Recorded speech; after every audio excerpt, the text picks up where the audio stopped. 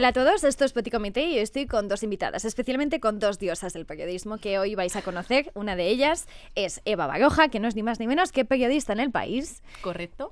Y otra es Leticia Fuentes, corresponsal en París para La Sexta. Bueno, y también las dos hacen muchísimas cosas que la verdad que ahora mismo no voy a hablar de sus currículums. Ni más ni menos como tú, también te digo, Nor.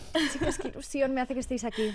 Y a nosotras. Sí, De verdad. sí, sé que has estado sí. un poco mala, sé que tú acabas de bajarte de un avión. Sí. Estoy muy agradecida por este gesto de amabilidad y de generosidad para con vuestra compañera. ¿Cómo estáis? Estamos con la guardia baja total. Sí. Nos puedes preguntar lo que quieras. Lo estaba pensando, puedes ir por donde quieras. Ya, completamente. Sí, Bueno, verdad. tenéis backgrounds distintos, pero también parecidos. Las dos, bueno, unas amantes, las dos. Cuidado que aquí... Cuidado que me he marcado la portuguesada. Bueno, tenéis backgrounds diferentes, pero al mismo tiempo también una vocación en común, que es el periodismo. Y yo quiero hablar de eso. Y quiero hablar también de llevar perlas, ¿vale? Sí. Y de ser una rebelde. Y de toda Sí, esta pasa. movida que os estáis marcando. Sí. Entonces, contadme cosas. ¿Dónde estudiasteis? Yo estudié en la Universidad de Navarra, Vale, gran sitio para el Opus. una universidad del Opus Dei, que yo estoy muy contenta, quiero mucho a la uni, ¿no? Y a la gente, pero es verdad que yo cuando llegué allí, lo comentábamos ahora, ¿no? Off the record, yo era un poco la pija progre, ¿sabes? A mí me llamaban la pija progre. Luego, claro, entró en La Sexta y era la del Opus Dei. Entonces siempre en mi vida siempre he estado moviéndome entre esas dos aguas, ¿no? Y muchas veces compañeros, pues representantes de artistas o algún entrevistado, ¿no? O gente así del mundillo me dice, es que no somos capaces de colocarte, no sabemos si eres de un lado o de otro, tal. Digo, pues es que me encanta, o sea, es perfecto. Es a lo que aspiro como periodista, ¿sabes? Que no sepas. De Que hecho, no creo que sepas, con que Leticia no pasa un sepas. poco lo mismo, ¿no? Sí, yo estudié en la Universidad Internacional de Cataluña, que también es del Opus. Yo no encajaba allí, obviamente, porque yo no soy una persona, no soy pija. Tampoco, bueno, soy entre dos aguas también. No vengo tampoco de un barrio obrero, pero tampoco vengo de una familia rica, vengo de una familia obrera. Y nada, bueno, pues yo no encajaba en esos ambientes, porque era un ambiente pues de gente con mucho dinero. Yo fui a esta universidad porque hay gente que se piensa que si vas a una universidad privada es que tienes mucho dinero. No, existen también los créditos para estudiantes. Y bueno, pues a mí no me daba la nota. Yo no era buena estudiante, tengo que decirlo. Y no pasa nada. no Hay pasa mucho nada. futuro si no se es buen Efectivamente. estudiante. Yo no encajaba en el sistema educativo de bueno, pues, secundaria y bachillerato. Luego la universidad sí que era, obviamente me encantaba el periodismo y fue otro color. Pero bueno, Qué bonito pues, esto, tía, no lo sabía. sí, pues nada, no me daba la nota y yo tenía claro que quería ser periodista porque no sabía hacer otra cosa. Esa era mi teoría y lo que Yo decía. siempre he dicho eso. No sé hacer Yo no otra sé, cosa. No me no. gusta otra cosa y no sé hacer otra cosa. Sí. O sea, O sea, que es el leitmotiv de mi vida. Yo empecé con 8 años a escribir en el periódico de La Rioja porque sacaron un concurso buscando reporteras escolares. Hola. Y ahí estaba yo todas las semanitas mandando mi redacción de las actividades extraescolares que Me hacíamos en el encanta. colegio. Eso luego llegaba a la clase, el periódico. No había redes sociales, no había móviles, no había webs. Entonces mis compañeros se veían ahí en el periódico la foto de la obra de teatro que habíamos ido a ver, que nos habíamos hecho la foto toda la clase, ¿no? Entonces era como la bomba. ¡Hala!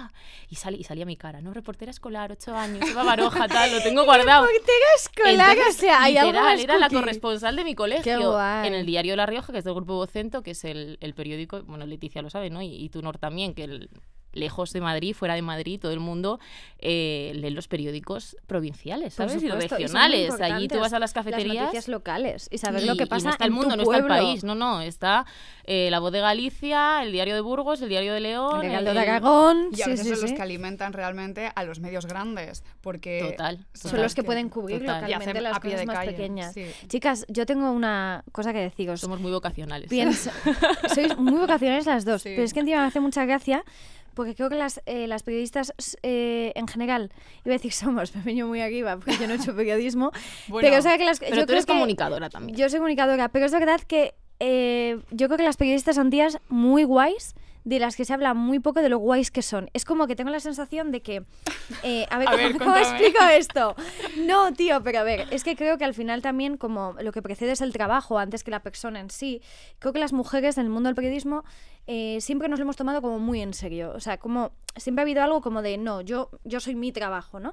Pero luego creo que es muy interesante también conocer, y esto también se hace a través de la historia, quiénes son estas mujeres periodistas que han hecho muchísimas cosas. Y el otro día estuve viendo la película de Private War, que es la de la corresponsal, traducida al español, porque el castellano se traduce como cosas tal. Y entonces era el típico estereotipo, es Maggie Kulak, puede ser, Mary Corbin, perdón, que fue la corresponsal, la última corresponsal que estuvo en Siria, después de que se fuesen todos los periodistas, ¿no? Y entonces, bueno, pues la pintan un poco como la típica tía maníaca, súper borracha, que... Entonces, quiero hablar de estereotipos. Y sobre todo de cuál os representa a vosotras. Porque yo creo que los clichés son clichés, pero también son muy verdad en muchas cosas. Sí. Yo lo creo, sí. ¿Verdad? No sé, bueno, yo antes de empezar mi carrera como corresponsal trabajé en una redacción aquí en España y es verdad que no se ve tanto esos clichés, o al menos yo no los vi tanto, no me fijé tanto. Pero sí que es verdad que los corresponsales o los reporteros así internacionales sí que hay manías y cada uno es de su madre y de su padre. Todos tenemos como tara. Y siempre, de broma, siempre en París siempre les digo a mis compañeros, menudo casting somos, porque es que ni en los mejores castings, porque bueno, luego son magníficos profesionales, pero es lo que tú dices, una cosa es el profesional, el periodista, y otra cosa es la persona. Entonces sí, yo tengo mis manías bueno, también. y porque hay que estar un poco jodido de la cabeza para irte a tomar por culo. Sí, si nos metemos ya en el sector de los corresponsales de guerra, ahí ya se te va la olla. Sí. Claro. Hay muchas manías, sí. Pero sí, igual un tópico así que se asocia mucho a la mujer periodista es un poco pues de carácter un poco fuerte. duro, ¿no? De carácter fuerte. Yo pienso muchas veces en Oriana Fallaci, que ahora el otro día estuve dando una clase en la universidad, nadie sabía quién era Oriana Fallaci, para mí es como, wow, pues sí, es la mejor entrevistadora de la historia, una de las mejores corresponsales de guerra, ¿no? Y ella era muy así. O sea, ella siempre preguntaba lo que había que preguntar y le daba igual quién tuviese delante, ¿no? Y que fuese incómodo, ¿no? Gobierno y que fuese incómodo, sí. ¿Tú te sientes incómoda a veces cuando vas a entrevistar? O sea, ¿sientes que puedes ser incómoda para quien estás entrevistando o crees que haces un periodismo más conciliador? Yo hago un periodismo bastante conciliador. Claro, es que hay dos tipos de entrevistas. Una está la entrevista fiscalizadora, que es la que haces después de una rueda de prensa del gobierno en la que tienes que preguntar a la portavoz sobre el caso Koldo. Entonces ahí es cuando realmente tienes que sacar el pronto, ¿no? Y el ímpetu y decir, voy a preguntar esto por mis narices que lo voy a preguntar. Yo, sin embargo, hago otro tipo de entrevistas que son más de seducción, que tú lo que quieres es que la gente se abra, acabe llorando, cómoda, te cuente cosas, esté cómoda, te enseñe una parte muy íntima que muy pocas veces cuentan, ¿no? Pero es que eso es muy importante, porque el periodismo es capacidad de seducción. Y es muy difícil. Completamente, muy difícil. Pero yo creo que está también como muy demonizado, ¿no? El concepto de la seducción dentro del trabajo, dentro de a ver cómo digo esto. Sí, es una parte más psicológica, o sea, una parte de psicología. Y porque existe el capital erótico y todos, hombres y mujeres, tenemos un capital erótico que a la hora de desempeñar también nuestras funciones profesionales puede aparecer más o aparecer menos, ¿no? Pero creo que en lo emocional hay algo muy interesante de cuál es realmente la interacción emocional que se puede dar o que no, para que alguien te cuente o no te cuente algo, ¿no? Y yo creo que eso es muy importante analizar, porque a las mujeres se ha sobreentendido que son muy malotas entrevistando, ¿no? Y entonces está este perfil de tía que encima siempre tienen el pelo corto, de verdad que esto no tiene nada que ver, pero siempre tienen como el pelo más corto, que responden a rasgos como más masculinos desde el punto de vista de lo que se considera masculino, porque es que no tiene por qué ser masculino eso. Y luego está la otra parte, ¿no? De aquellas periodistas que se seducen, un poco como también queriendo fiscalizar cómo las mujeres hacen su propio trabajo. ¿Qué pasa con esto? ¿Diríais que tú dirías que seduces cuando haces tu trabajo? Depende de la situación. Yo creo que es lo que dice ella. Me ha tocado situaciones, me acuerdo un caso que fuimos a entrevistar a un chico que, bueno, pues había sufrido un accidente y tenía no sé si era el 80% de su cuerpo quemado, y era una persona que, bueno, le costaba contar su historia, era una persona con muchas heridas internas sobre todo. Entonces estuve 7 horas en su casa intentando hablar con él, sacando conversación, conociendo su historia, y ahí no es que haya una seducción como hablábamos antes, ojo con lo de seducción. Pero porque se habla del concepto de seducción como algo que todo el rato apela a lo sexual y a lo morboso, y no es cierto. Al final las relaciones, la química entre personas, las conexiones humanas son un juego de seducción constante, ¿no? Y hay otras veces que... Estoy súper de acuerdo con eso, ¿no? Sí, y hay otras veces que tienes que hacer tu papel de... Bueno, tu papel no, sacar tu carácter y decir, oye, perdona, aquí la que pregunta soy yo, aquí la que lleva la cámara soy yo, tú si quieres me respondes y si no, cada uno en su casa. Hay a veces que sí que tienes que sacar ese carácter, porque hay a veces pues que lo hablábamos antes, ¿no? Antes de cámaras. Sí, lo hablábamos antes porque me ha pasado algo de lo que no voy a hablar, No. porque me han hecho un mansplaining de narices y yo os juro que hay días que cuando me hacen este tipo de cosas pienso, no. O sea, no te puede fastidiar esto el día, ¿no? Digo, es que no puedo, o sea, no nos podemos como... Es como, tengo que escoger realmente... ¿Qué te afecta? ¿Qué me molesta y qué no? Que obviamente luego es un problema, porque a veces no puc ser, porque a veces me sube del tuétano y entonces me pongo a responder, ¿no? Pero es verdad que escoger un poco también en qué tiestos nos queremos meter, o sea, porque creo que también hay tanta lucha ya de base como para encima. Hay que escoger las batallas, sí. No, porque no puedes con todo. Y porque yo creo que a veces la victoria es decir, o sea, estás ahí, ¿sabes? Como de... Estoy bien sin meterme en este conflicto. Y creo que también se nos castiga mucho por eso, ¿no? Porque es como, bueno, sí que es tan feminista. ¿Cuántas veces habéis escuchado eso? Sí. Bueno... Que tienes que opinar sobre todo, ¿no? Claro, efectivamente. Y sobre todo desde este perfil también en el que cuando tú no eres una tía que está necesariamente aliada con todas las cuestiones relativas a la izquierda, también cómo se pone en tela de juicio qué tan feminista eres o qué tan feminista no eres. Y ya no solo eso, yo creo que además a los periodistas en general, no sé si a ti te pasa, pero que nos piden, ¿tú qué opinas? ¿Y qué piensas de esto? Sobre todo en redes sociales, ¿no? A veces te escriben y te dicen, ¿y qué opinas de esto? ¿Y qué tal? Y temas que, a ver, yo soy corresponsal en Francia, si me preguntas por algo de Washington... Yo tengo mi opinión, pero si quieres que te la dé como periodista, yo no soy experta en eso. O sea, los periodistas no somos expertos en todo. Nosotros contamos información, contamos historias, pero previamente nos informamos, estudiamos un tema. Entonces, si tú quieres un experto en algo, para eso hay expertos. Yo no soy experta en algo. Entonces, hay a veces que sí que se nos exige como opinar de todo. Y es muy complicado estar en el gris. Sí. O sea, es el sitio más incómodo. A mí muchas veces me dicen, es que eres equidistante. Y yo, no, es que no tengo una opinión súper férrea sobre esto. Igual tengo dudas. Ahora ya no se puede dudar. El derecho a la duda. Yo lo reivindico todo el rato, el derecho a la duda. Sobre todo el derecho también a no tener que declarar algo con lo que no sabes si estás del todo de acuerdo porque no tienes como toda la información sobre ello, ¿no? También, porque pasa a menudo. O sea, a mí me pasa con muchos temas sobre los que supuestamente tendría que saber, pero es que a lo mejor no sé, o a lo mejor también el momento también de la vida de cada una nos hace no tener una opinión necesariamente formada sobre algo y también forma parte del proceso, ¿no? ¿Y no os encanta que os hagan cambiar de opinión? Sí, a mí desde el punto de vista de la seducción eso me encanta, por ejemplo. Es que ese es mi papel principal en la vida, entonces a mí recibirlo de vuelta es algo que me cuesta. Tía, ¿por qué? O sea, claro, ¿quién? Es súper enriquecedor. Sí, o sea, súper enriquecedor. Es verdad que dependiendo de... No sé, por ejemplo, os doy un tema, ¿no? El tema, por ejemplo, países latinoamericanos, ¿no? Me parece muy interesante encontrarme con una persona que viene de un país cuyo conflicto creo que es complejo y que esta persona me explique y me cuente y me haga entender y también tener una perspectiva distinta o más formada. Pero es verdad que no llevo muy bien y de hecho por eso creo que no soy periodista, porque no sé si llevo muy bien la yuxtaposición de ideas para que alguien te acabe convenciendo, pero creo que sí que me sucede cuando ves que la persona que tienes enfrente no es una persona que quiera tener razón a cualquier precio, sino que es una persona que de forma genuina te quiere contar algo. Yo creo que ahí sí que eso nos ayuda como a creer en los criterios, ¿no? Pero me parece, o sea, creo que sois mucho más generosas en ese sentido. Pero igual no necesariamente convencer, sino ponerte en su piel, entenderle y intentar ver un momento las cosas desde su punto de vista, aunque tú no cambies tu opinión, ¿no? Pero eso decir, sí. Entiendo que pienses así, lo respeto. O sea, entiendo que pienses así. No estoy de acuerdo con lo que piensas, pero entiendo que pienses así. Bueno, luego está el concepto de la verdad absoluta. Yo no creo que exista la verdad absoluta. Pero qué relativista, sí.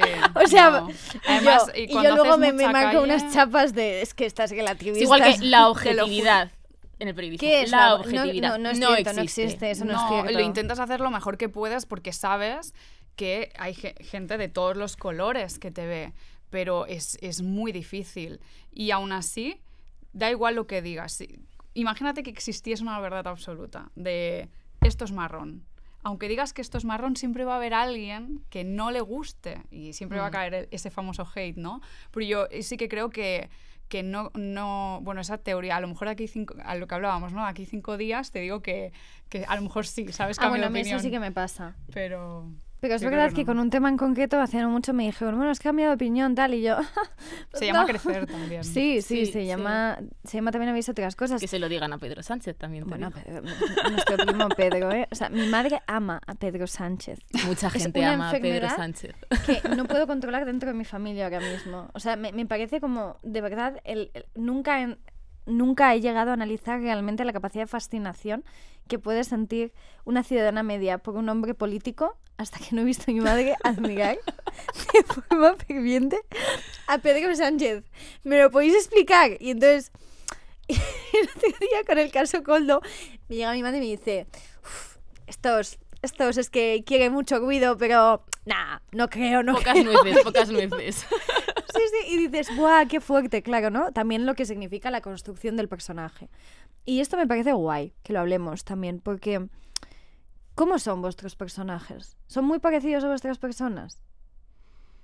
Yo en mi caso sí. O sea, Sí. yo soy súper transparente.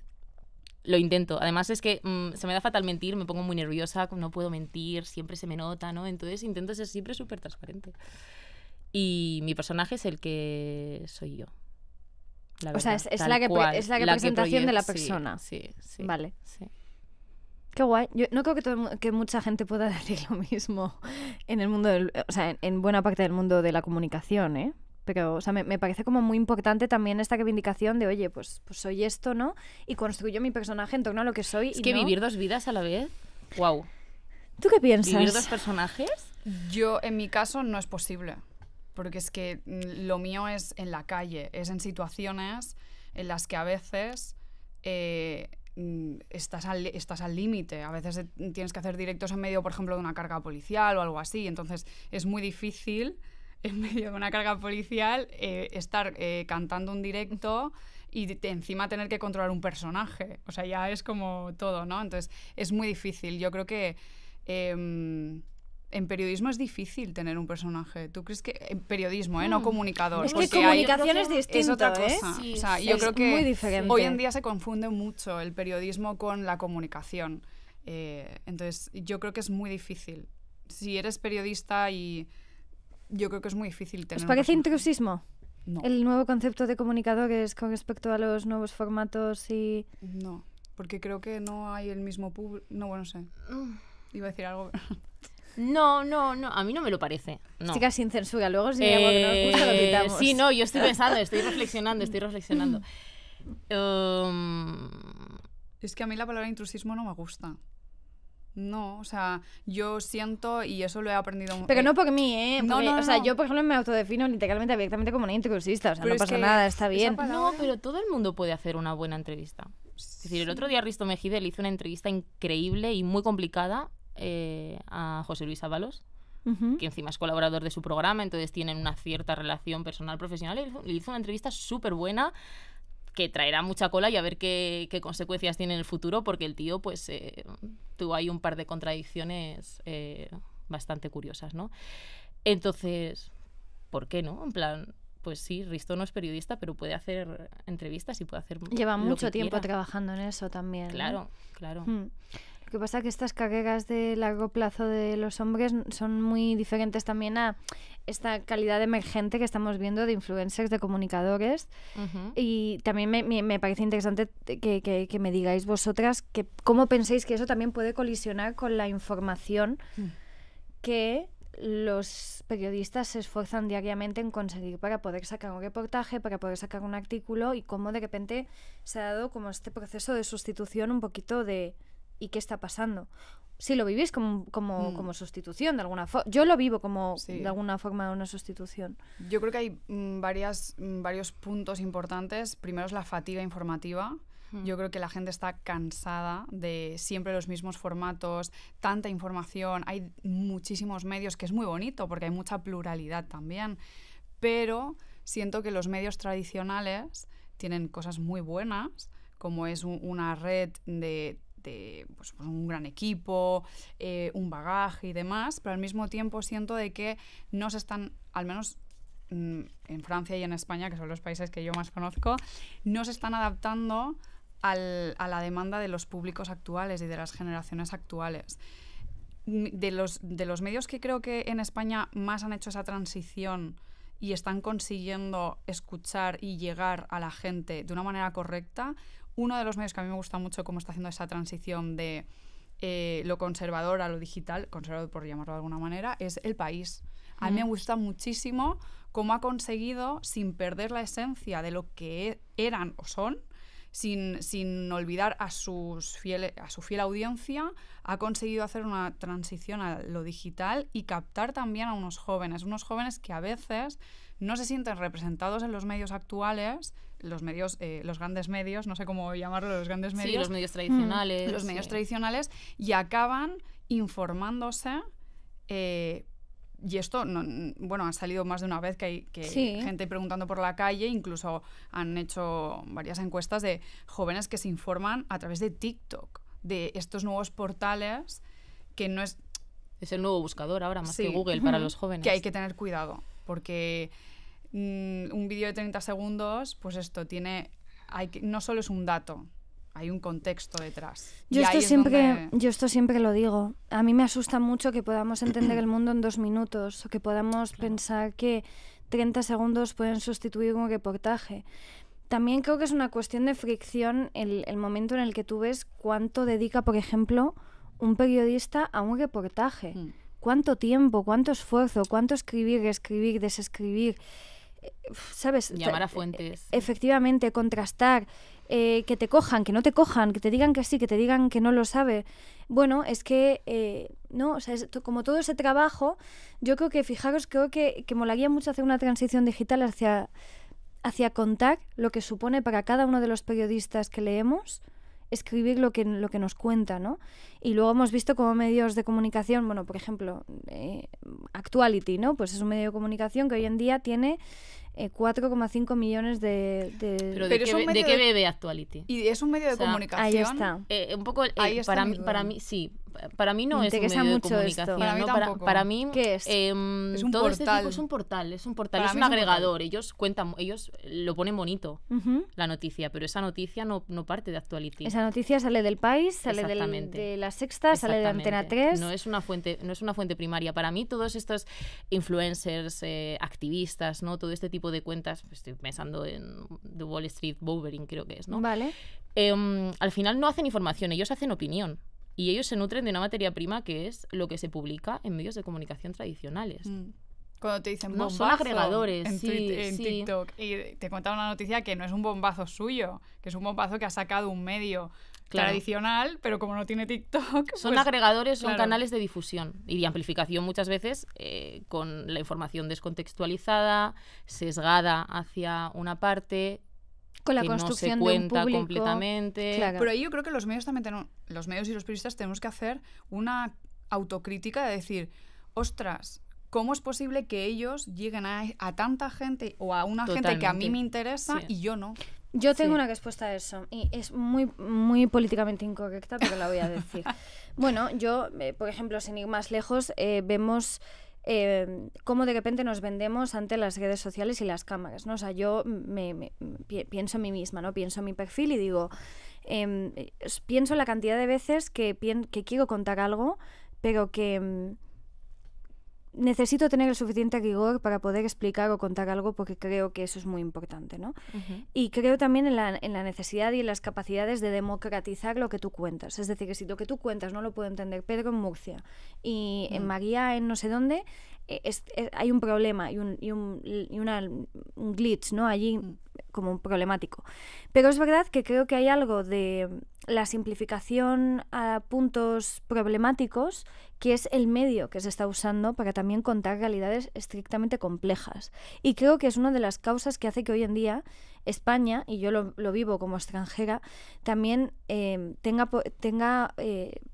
partes de la asociación de la sociedad tan profundamente sectarizadas y polarizadas. O sea, creo que tiene que ver con hablar un lenguaje interno propio que hace que no te sientas representado, por ejemplo, cuando te hablan de feminismo porque consideras que el feminismo es mal. ¿Entendéis por dónde voy? Entonces creo que es un tipo de forma dialéctica de relacionarse. Lo vemos también con otros medios que se llaman de comunicación, que tienen páginas web y demás, que la página esta Heráclito, por ejemplo, no sé si os suena, que es de la extrema derecha y que básicamente saca titulares que dicen, por ejemplo, una manada de 7 magrebíes acaban de cometer no sé cuánto y han sido detenidos, ¿no? Sí, bueno, es que luego está el clickbait. Que Ahí está. Una de las grandes consecuencias para mí que ha tenido todo el proceso de revolución tecnológica, de revolución digital, ha sido la fragmentación de las audiencias. La llegada de las redes masivas. Ya antes todo el mundo veía el telediario de las 9 y todos construíamos lo que pensábamos de la realidad en función de ese telediario o del periódico por las mañanas, ¿no? Ahora cada uno consumimos la información que queremos. O sea, es una información completamente de nicho. Tú te informas sobre lo que quieres. Claro, y ahí ya no tienes unos hechos compartidos. Entonces, ya como sociedad y es menos democrático. Es menos democrático. Se deshace esa cohesión social. Sí, porque ya no compartimos los mismos hechos. El algoritmo hace que tú, a través de tus likes, de tus shares y de tus follows, tú al final, tú te crees que estás viendo un montón de contenido distinto y al final simplemente estás viendo un contenido adaptado a ti. Luego está tus amigos, normalmente tienen también tu misma idea. Entonces al final yo siento que cada vez y lo vemos con el tema del hate en las redes, que cada vez que alguien se anima a dar su opinión, es una ola de hate muy exagerada. Que dices, bueno, esta persona te puede gustar más o menos, pero ha dado su opinión. Sí. Es una valiente, porque hoy en día a veces dar opiniones parece ya de valientes. Entonces, yo estoy de acuerdo contigo. Yo eso justo lo hablaba con Marwan, con Ismael Serrano y con la cantante israelí Noa. Hablábamos justo de este tema, ¿no? Era más enfocado hacia la guerra entre Israel y Gaza y os decían, claro, ahora ya como artista es que pagas un precio tan alto pronunciándote políticamente que cada vez lo hace menos gente.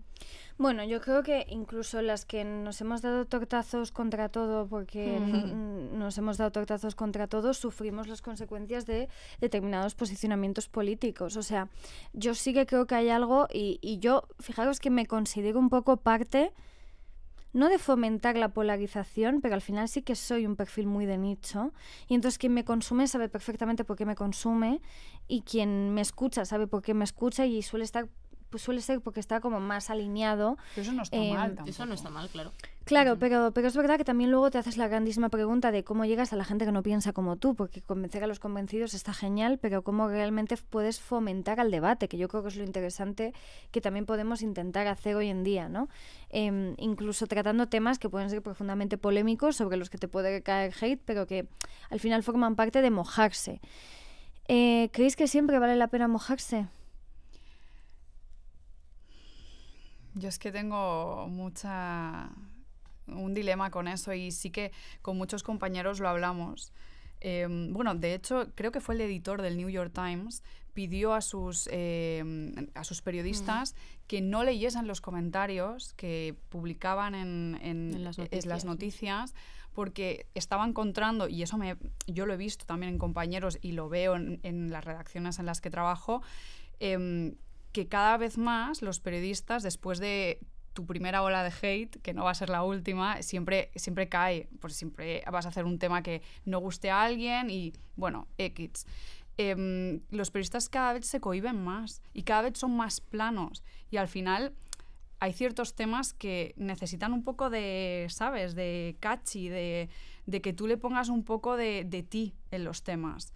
Y si tú al final, por miedo a mojarte, como tú decías, acabas haciendo una noticia plana. Y no solo del público y de los lectores, o sea, ahora cada vez se está normalizando más que sean los propios políticos. Antes llamaban al periódico, o al director del periódico, o al director del programa, ¿no? Ahora directamente lo ponen en Twitter y te señalan a ti como periodista. O sea, a mí me ha pasado de un ministro señalándome porque yo había escrito una columna sobre política que no le había gustado. ¿Quién es? Está por ahí. Vale. Eso es una vergüenza. Y claro, dices, wow. O sea, te señalaba Guau. porque le habías hecho una entrevista y no le había gustado... o sea, No le había gustado el enfoque, ¿no? Ah. Entonces, pues antes llamaban al periódico y lo comentaban y ya el periódico decidía o le daba largas o lo que fuese. Hoy en Ahora día ya te expone. directamente lo ponen Con en lo fácil Twitter. que es enviar un WhatsApp y comentarlo en petit Y, comité, ¿no? y aparte Sí, teniendo en aquí- cuenta aquí que estamos en petit comité, sí, es como con se lo arreglan las fácil que es cosas, venir es aquí y como se arregla el contarlo. mundo. No, pero y encima lo que supone que o sea, la exposición tiene una parte muy interesante, que es que no es que te expongan y que te señalen, es que te tiren a la hora de tiburones. Ujú. Que esto es lo grave del tema de la exposición.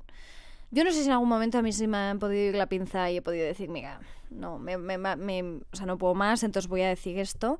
Pero la mayor parte de las veces que veo también cómo de repente hay un uso del poder, ¿no? A nivel de redes sociales ya tenemos un medidor de poder, ¿no? No es lo mismo la persona que tiene 300 seguidores que la persona que tiene 20.000, que la que tiene 40.000, que la que tiene 250.000.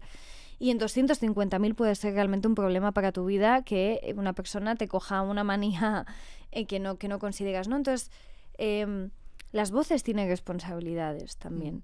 Y yo me pregunto realmente cuál es el reto que tenemos nosotras también como mujeres que están intentando hacer camino y que no necesariamente tenemos que estar en las mismas líneas ideológicas que todas.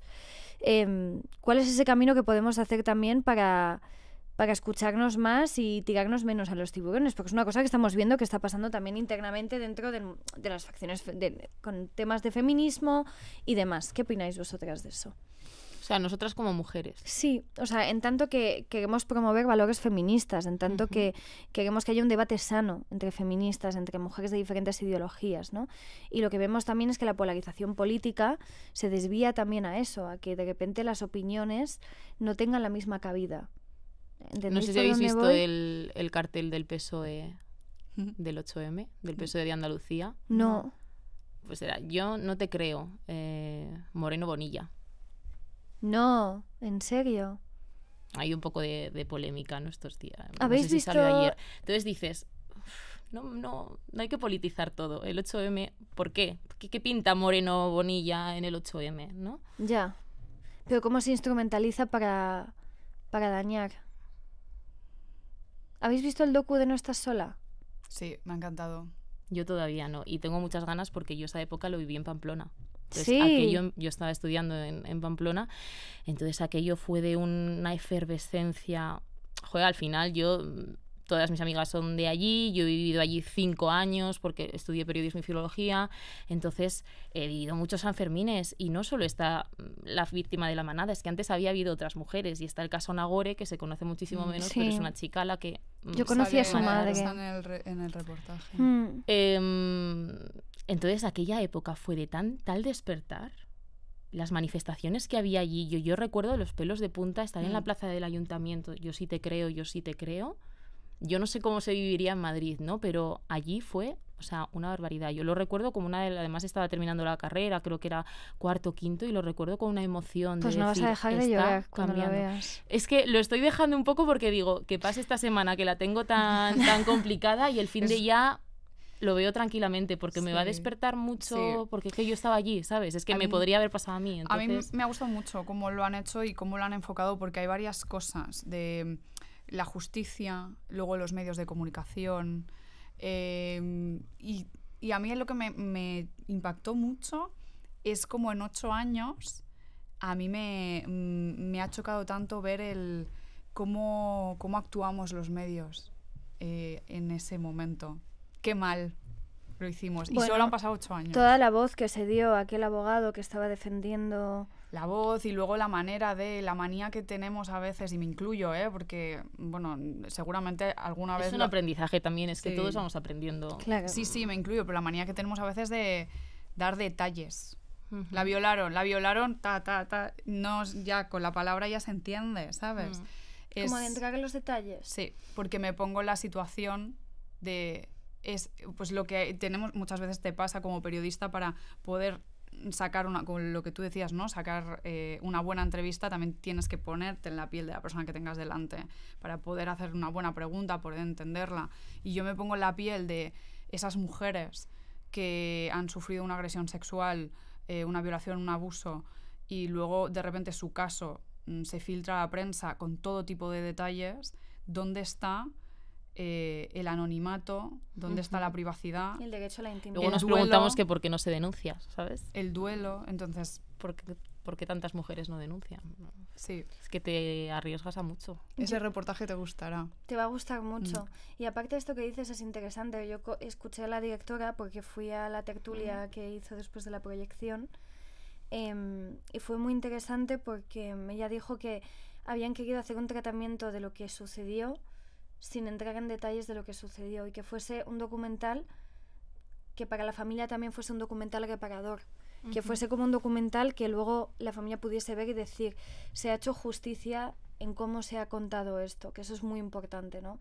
Es verdad que hemos visto también documentales muy buenos sobre, pues yo qué sé, recuerdo el caso Alcácer, ¿no? Por ejemplo, el documental también es muy bueno. Pero este documental creo que tiene algo que no tienen otros, y es que es un cierre de memoria a una etapa que es muy importante para todas nosotras. Bueno, yo tengo 26, tú tienes 28, 27, Eva. 27 todavía. Sí. Leticia. Y yo tengo 31. 31. Bueno, pero al final formamos parte un poco de la misma generación que vivió esa transición. Sí. Y queda mucho por hacer. Pero tú te acuerdas. La cosa es que yo cuando lo acabé de ver pensé, no me acordaba tan bien.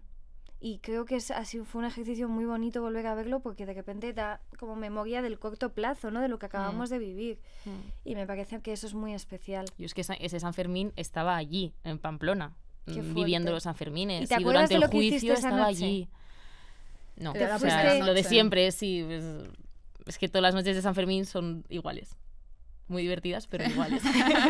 Entonces no me acuerdo. Pero sí. Bueno, esto es un O sea, poco la fue una periferia, locura, una fue una riojana locura. y una catalana, guay, ¿no? Bien, porque no todo pasa en Madrid y no todo No. sucede en Madrid.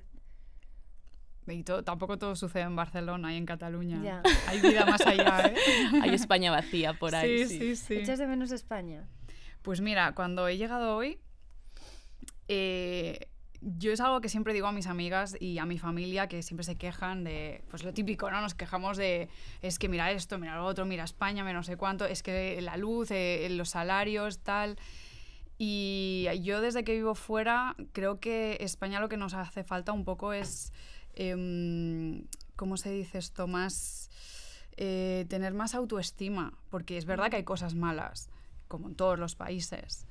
Pero, ostras, es un país, con perdón de la palabra, de puta madre. O sea, yo hoy he llegado, he aterrizado hace nada 2 horas y hay cosas que no se pagan con nada.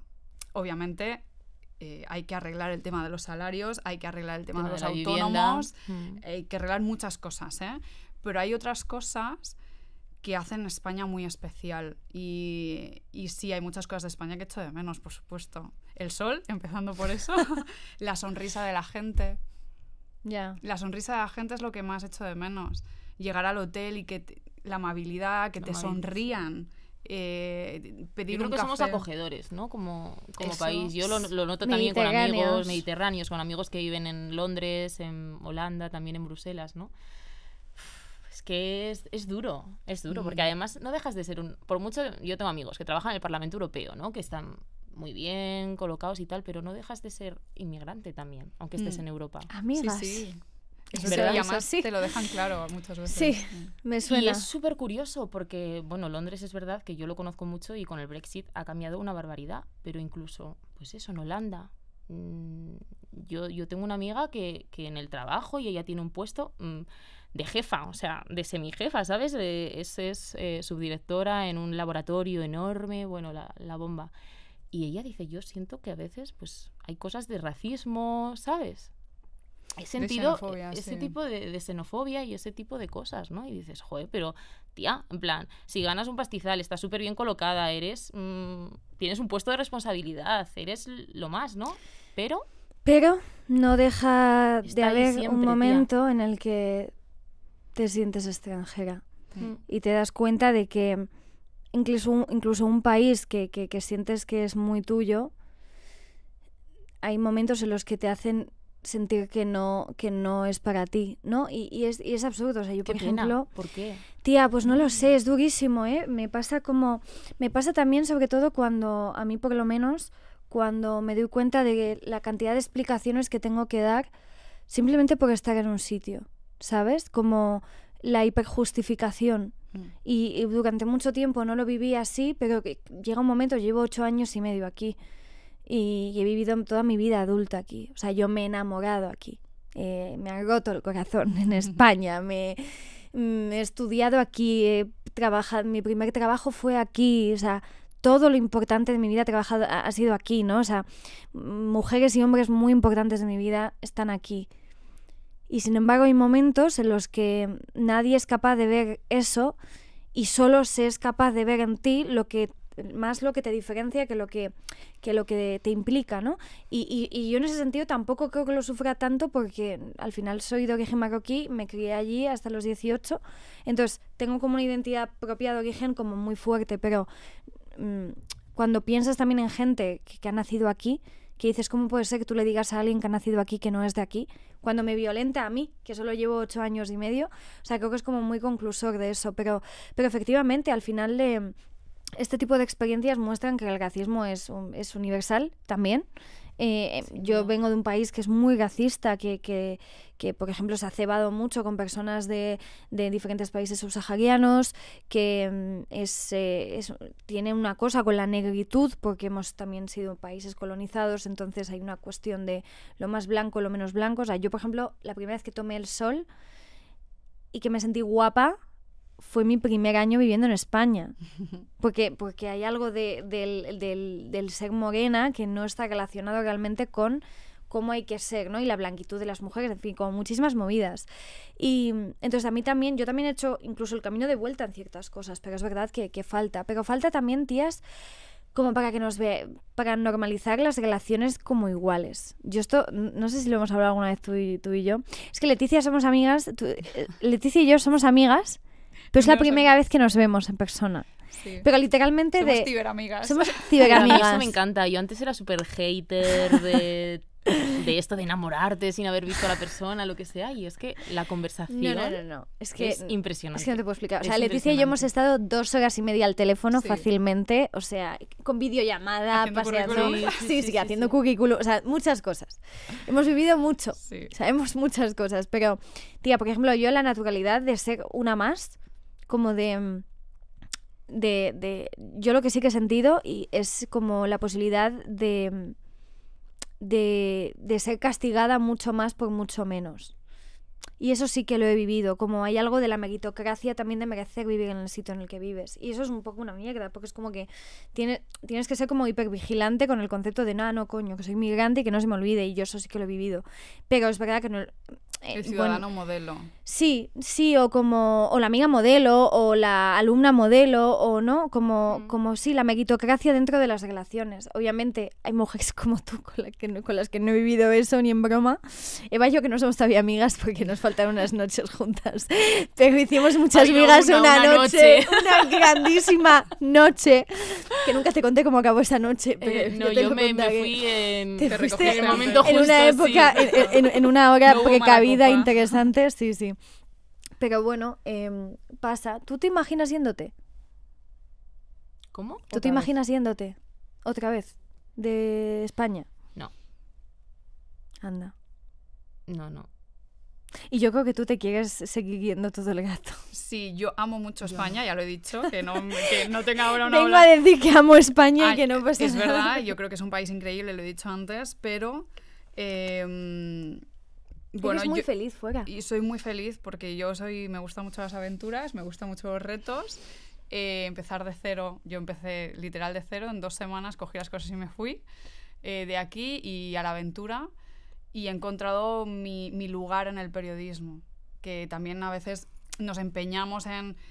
Perdón que vuelva al tema, ¿no? Pero nos empeñamos, por ejemplo, en periodismo de tienes que ser esto, ir por este camino, hacer esto, y en el periodismo hay muchos colores. Hay muchas maneras de hacer periodismo, hay muchas vías. Puede ser periodismo con un contrato indefinido, puedes hacer periodista freelance, hay periodistas precarios, hay otros que no lo son. Hay muchos colores. Entonces yo me costó, pero encontré mi lugar. Y mi lugar es las corresponsalías. A mí me pasa un poco lo mismo, que yo he encontrado mi lugar en el periodismo en Madrid. Y yo ahora estos meses tenía como el raca de quiero hacer un máster en Columbia, ay, me encantaría irme a Columbia, hacer un máster de periodismo en Columbia, Nueva York, tal. Y claro, me encantaría, pero supone dejar aquí, pues eso, una carrera, una proyección, como que ya tienes el camino un poco marcado, ¿no? Que has encontrado tu lugar. Entonces a mí, por ejemplo, lo que hizo Leticia me parece, vamos, súper valiente. Ese es el primer...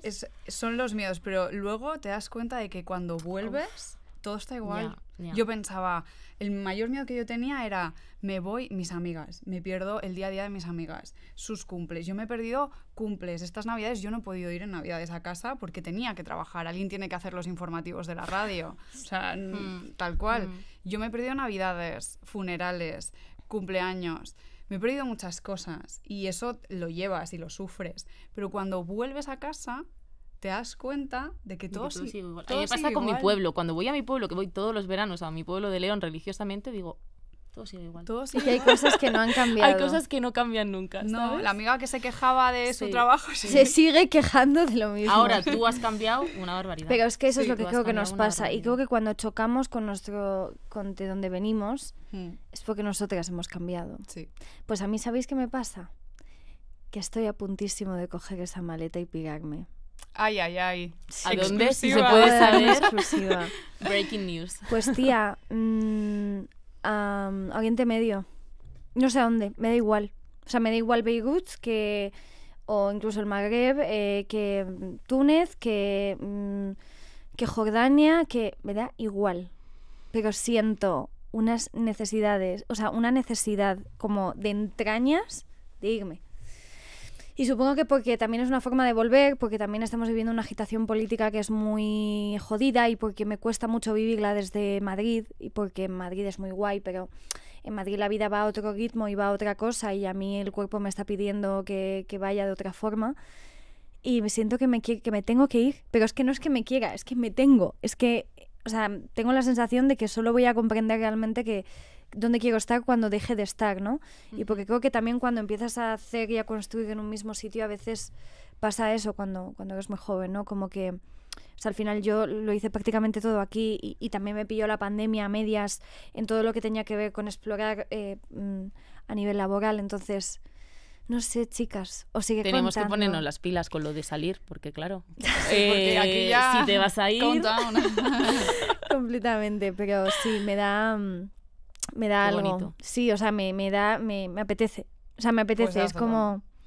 Y el otro día estuve ¿Y no te da viendo... miedo? Tía, me da mucho miedo, pero el otro día estuve viendo, justo viendo esta peli, por ejemplo, de tal... Esta tía encima súper maníaca, tal, que a ver, para quien no lo sepa, estabilidad poquita, o sea, la justa, la suficiente para hacer este podcast y pareceros normales a todos, ¿no? Pero, tía, ver a esta tía y a tantas mujeres, y también muchos hombres, pero bueno, me inspiran más mujeres, ¿no? O incluso cuando veo a Leticia de repente cambiar billetes de avión porque se tiene que ir a no sé qué, a cubrir no sé cuánto, o Nuria, por ejemplo, Tesón, que Nuria es muy amiga, que está en Egipto ahora, ¿no? Que lleva 14 años en Egipto y encima le hacen preguntas a Nuria que yo le digo, tía, es que yo te entiendo, o sea, a la gente no se lo expliques porque yo te entiendo, ¿no? No sé, me da mucho miedo, pero es que creo que yo no sé vivir sin ese miedo que al mismo tiempo son muchísimas ganas de vivir y luego tengo la engancha, sensación, claro. Ese miedo engancha. Y luego la sensación aquí es que he perdido ese miedo. Como que está bien todo, o sea, está bien todo, entendedme, en el sentido de estoy. No soportas la estabilidad. No. Me encanta, ¿eh? Sí, las sí. perlas se nos mantienen muy conectadas. Las perlas que van cayendo. Sí, entonces, bueno, ya sigue contando. A lo mejor cambio de opinión pasado mañana porque también tenemos derecho a cambiar de opinión. Totalmente, totalmente. Pues nada, chicas, que esto ha sido. Me alegro mucho de que hayáis venido, de haber tenido esta conversación. Por y fin nosotras nos de vemos venir. las caras. Sí, por fin nos vemos las caras. Yo creo que hacemos un gran team aquí, fuera de aquí también. Sí, ahora nos duda, vamos. sin Nos duda. vamos. Ahora Primera nos vamos noche. a ser las arpías que somos, ¿te imaginas? Que sale el clip. Ahora nos vamos a ser las... No. Ahora nos Ahí vamos ya a sin tomar filtro, algo. podemos criticar todo Sin lo que filtro, ya queramos. gajamos Esto era un de personaje, todo. lo que hablábamos Porque como, antes. Dejamos el como os habéis dado personaje de cuenta, niñas son majas, efectivamente, porque son muy monas, muy majas. Pero bueno, ya volveréis y hablaremos de más cosas. A ver si entréis un poquito en calor y vais saliendo del banquillo del próximo capítulo. De lo políticamente correcto. Efectivamente. Exacto. Y hablamos de temas de los que no íbamos a hablar hoy. Pues esto es todo en Petit Comité. Muchas gracias por haber venido, chicas. Gracias Os a ti, admiro Nor. muchísimo. Nosotras Sois a ti muy ni te guays, imaginas. tías. O sea, es que si supieseis lo guays que son, como yo lo sé. Hasta luego y hasta muy pronto.